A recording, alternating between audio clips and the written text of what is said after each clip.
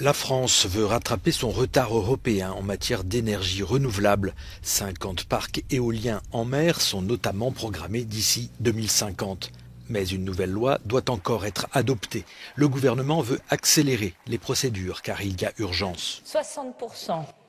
C'est selon RTE la proportion d'électricité que nous devons produire en plus à l'horizon 2050 pour répondre à nos besoins croissants d'électrification pour l'industrie, pour les transports et les bâtiments, si nous voulons devenir le premier grand pays industriel au monde à sortir des énergies fossiles et à atteindre la neutralité carbone.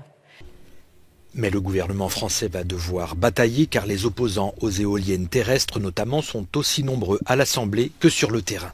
D'ici 2025, on doit doubler le nombre d'éoliennes en France. On en a 8 000, il en faut 16 000. Dans le département du Var, qui fait partie de la région sud, des 8 départements de la région sud, on a un déficit éolien et un déficit en photovoltaïque. Par conséquent, l'idée, c'est d'accélérer la mesure, mais de façon outrancière, sur des chantiers qui ne sont pas vertueux. Outre l'éolien, le gouvernement français veut aussi multiplier par 10 la production d'énergie solaire, comme ici en Grèce.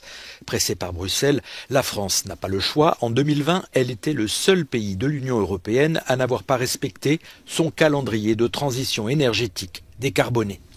Ailleurs en Europe, plusieurs pays ont des objectifs bien plus exigeants que la France en matière d'énergie renouvelable. La Suède veut atteindre 65% d'ici 2030, 55% au Danemark. Avec un objectif de 30% de renouvelables, la France se situe au même niveau que l'Allemagne et l'Italie. Mais d'autres pays ont des programmes encore moins ambitieux, comme à Malte, où seulement 11,5% de renouvelables sont programmés.